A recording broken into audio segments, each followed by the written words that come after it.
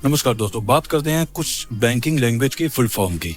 ठीक है, तो जिसमें आप अगर डीएसए का काम कर रहे हैं, अगर आप फ्रीलांसर हैं, चार्टर्ड अकाउंटेंट है या फिर लोन एडवाइज़र हैं, तो ये चीज़ें आपके लिए बहुत ही ज़्यादा काम की हैं। ठीक है, क्योंकि बहुत सारे बैंकर ऐसे होते हैं जो मैसेज भेजते हैं, जो बहुत सारे मैसेजेस आपको बैंक से आते हैं जिसमें बहुत सारी चीज़ें जो है ऐसे ही जो है शॉर्ट फॉर्म में लिखी होती हैं, जो चीज़ें समझ में नहीं आती।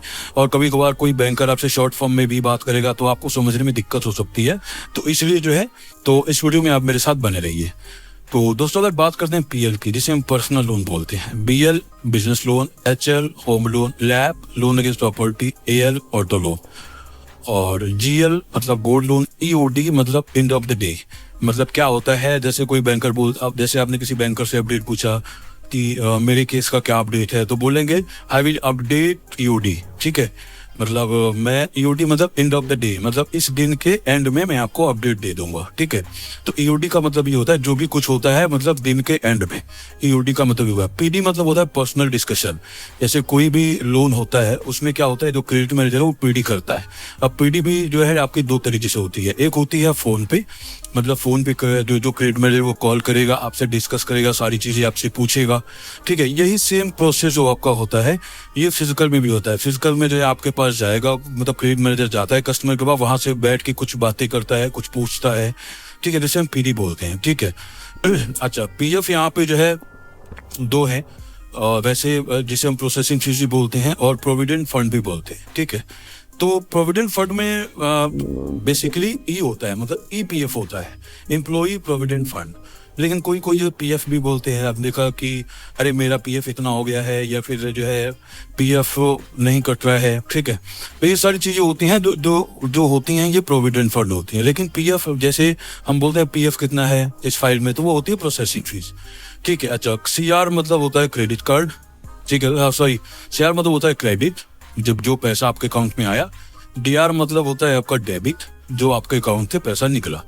ओडी मतलब होता है ओवरड्राफ्ट। ओवरड्राफ्ट मतलब है जैसे आपका जो सर्विस कस्टमर होते हैं उनके पास क्रेडिट कार्ड होता है। ठीक है, तो क्रेडिट कार्ड से फॉर एग्जांपल अगर 1 लाख रुपए की लिमिट है, उसमें से उन्होंने 30,000 रुपये खर्च कर लिया, तो वो क्या होता है, तो उन पे जो इंटरेस्ट लगेगा वो 30,000 का ही लगेगा। सेम जो है ओडी में ही होता है। ठीक है, ओडी में क्या होता है, जो सेल्फ एम्प्लॉयड को ये जो है बेसिकली मिलता है। सेल्फ एम्प्लॉयड फॉर एग्जांपल उसके पास 1 लाख रुपए की लिमिट है, उसने इसमें से 30,000 रुपये खर्च कर लिया। ठीक है, तो वो जो इंटरेस्ट लगेगा वो 30,000 रुपये लगेगा। ठीक है, तो सैलरीड को हम क्रेडिट कार्ड देते हैं, और जो सेल्फ एम्प्लॉयड होता है उनको हम ओडी देते हैं, जिसे ओवरड्राफ्ट बोलते हैं।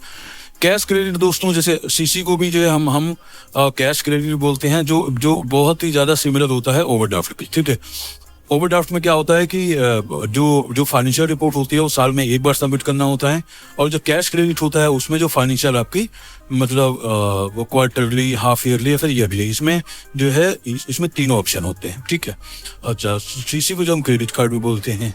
अच्छा, डीएससी मतलब होता है डायरेक्ट सेल्स एसोसिएट। डीएसटी मतलब होता है डायरेक्ट सेल्स टीम। जैसे हम बात करते हैं जो है डीएसटी टीम ने करा है, ये फाइल जो है डीएसटी टीम करेगी। तो डीएसटी टीम का मतलब ये होता है डायरेक्ट सेल्स टीम। जैसे जो बैंक के एम्प्लॉय होते हैं, जो आरएम होते हैं, ठीक है, जो रिलेशनशिप मैनेजर होते हैं, वो डीएसटी में आते हैं। ठीक है, एफआई मतलब होता है फाइनेंशियल इंस्टीट्यूशन। एफसी मतलब होता है फेडरल क्रेडिट यूनियन, और आरसीयू मतलब होता है रिस्क कंटेनमेंट यूनिट। एफसी मतलब होता है कि ये भी जो है एक तरह से जो डॉक्यूमेंट्स वगैरह होते हैं, ठीक है, उसको ये वेरीफाई करते हैं, सारी चीज़ें चेक करते हैं, आधार कार्ड ओरिजिनल है कि नहीं है, पैन कार्ड ओरिजिनल है कि नहीं है। ठीक है, जो भी डिटेल्स है, जो भी कस्टमर ने डिटेल्स बताया वो मैच कर रहा है, नहीं मैच कर रहा है डॉक्यूमेंट से। ठीक है, आरसीयू का काम होता है, आरसीयू जो है ओवरऑल कंट्रोल देखता है, मतलब ओवरऑल जो है जो भी कुछ होता है, जैसे कोई फाइल होती है उसमें आरसीयू वाले करते भी पूछते हैं, वो याद तक कि जो सिग्नेचर तब पूछते हैं कस्टमर से कि सर आपने ये सिग्नेचर किए हैं या नहीं किए हैं। ठीक है, आपने कोई पैसा दिया है किसी कस्टमर को, सॉरी किसी एम्प्लॉय को आपने पैसे दिए हैं लोन कराने के लिए, या कुछ ब्राइब ऑफर करा है। ठीक है, तो इनका काम होता है यही चीजें, इनका काम होता है रिस्क कंटेनमेंट यूनिट। मतलब इनका काम ये होता है, इनका भी काम होता है फ्रॉडी पकड़ना होता है एक तरह से। ठीक है, ये दोनों लगभग में सेम ही होते हैं। अच्छा, एफओआर का मतलब होता है दोस्तों फिक्स ऑब्लिगेशन इनकम रेशियो। मतलब क्या होता है कि जैसे हम किसी सैलरीड पर्सन की बात करते हैं, ठीक है, तो मान चलते हैं कस्टमर की सैलरी 1 लाख रुपए है, अब 1 लाख रुपए में क्या होता है, बैंक जो है उसकी पूरी सैलरी पे तो लोन बनाएगा नहीं। जाहिर के बाद उसके कुछ जो उसकी सैलरी का कुछ हिस्सा होता है, उस मतलब उसी हिस्से पे ही लोन बनाएंगे। फॉर एग्जांपल अगर 1 लाख रुपए सैलरी है तो कस्टमर 60,000 की ईएमआई भर सकता है, ठीक है। तो जो 60 वो जो 60% है वो कैसे आया, मतलब वो जो 60,000 है वो कहाँ से निकल के आया, वो क्या ऐसी उनकी जो है मैथ है या फिर ऐसी कोई गणित है जिससे वो पता चला कि हाँ 60% की या मतलब इंस्टॉलमेंट वो भर सकता है। मतलब 1 लाख में वो 60,000 रुपये तक कस्टमर जो है लोन की ईएमआई भर सकता है, उतने के लिए वो मतलब लोन के लिए एलिजिबल है, 60,000 रुपये ईएमआई तक, ठीक है। तो ये आता है आपका फिक्स ऑब्लिगेशन इनकम रेशियो, ठीक है, ये यहाँ से निकाला जाता है जिसे हम FOIR भी बोलते हैं।